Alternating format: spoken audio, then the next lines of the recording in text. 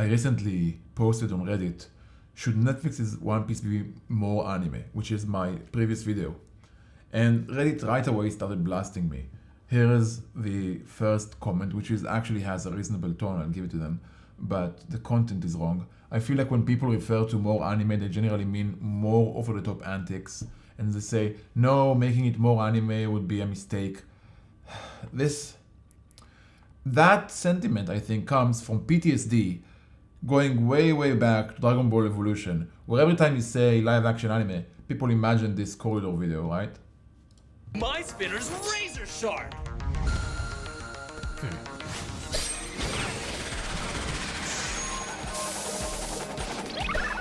500 spins a minute!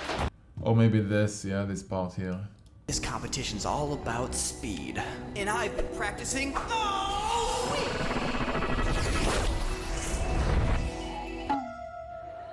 That's what they think about. And they're not even mentioning or focusing on the really amazing visuals they're doing here, only on the over-stylized aspects of the video.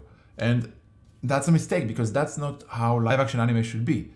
It can be way, way, way, way better. For that, we have to separate two things.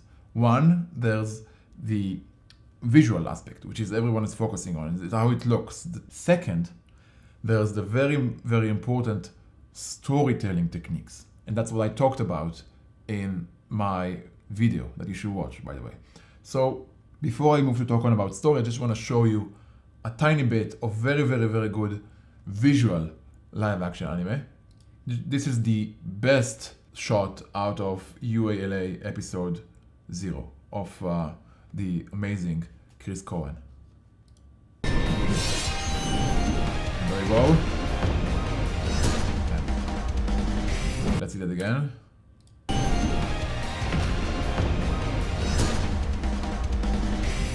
The timing here is really impeccable. Oh, it's not a very compelling shot. There we go. Oh, all right.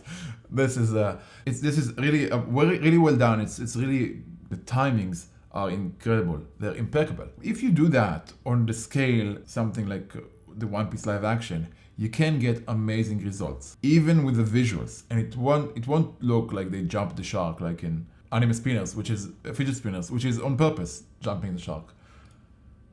So then hope strikes, because I read this on the One Piece live action, and the first comment is, I feel like this type of humor won't translate well in live action regardless. Hope I'm proving wrong. And this is exactly the comments I got. But then someone commented to this, oh, it definitely can. It has to be subtle enough and not get dragged out. So I have hope in Reddit. This is correct. The correct adoption of visuals, and in this case, storytelling, can result in live action that feels like anime, even though it's demonstrably different. Then people say, why do you care? Because, okay, so let's say this is anime One Piece, and this is, oh, I need this. This is gonna be live action One Piece. See, they're so close, why do you care? Because when you lengthen it and it goes on for a while, then the spacing becomes much, much larger. You see how it became so much bigger here than it was over here. Now they're so further and further apart, they become so far and far apart that you can't really have the same plot anymore. You have different characters, because you start with a Sanji that doesn't do the same mannerisms, doesn't follow the ladies in the same way. Then at some point, his love for ladies does something, and you wouldn't want to spoil anything. So now, how do you deal with this? Because Sanji is not the same way he was before. So now you have to change this. Then we change that, something else is gonna change. And this is a butterfly effect. It affects everything. So how do we fix this? How do we make live action anime that doesn't feel over the top? Let's say this is a scale of intensity, okay? Every time intensity goes above this level, this is live action. Red line. It's too bad. It's too over the top. Can't do over that. But anime, because it's a cartoon, anime has a higher bar.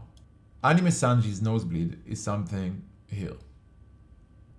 This is way over the top for live action, but is acceptable for anime. Regular Sanji, okay, this is Sanji, regular Sanji without the nosebleed, just the way he behaves regularly in the anime is also over the top for live action. So what do you do? How do you translate this into live action? So this is a method I call the offset method. Take a look at this difference here. And you set a baseline for how you want Sanji to behave in the live action. So let's say this is the baseline for live action Sanji. This is anime Sanji, and this is live action Sanji. What you have to do is you have to take this exact distance, right? And you have to offset live action Sanji the same way anime Sanji is offsetted to result in a nosebleed, right? So what would it result in a live action? That's the magic, that's the skill of making live action anime, is figuring this out. If you do it consistently, the live action anime will be as good as the live action One Piece is now and feel like anime. And I guess that's what we all want, right? So the lesson here is watch a video before you comment on it.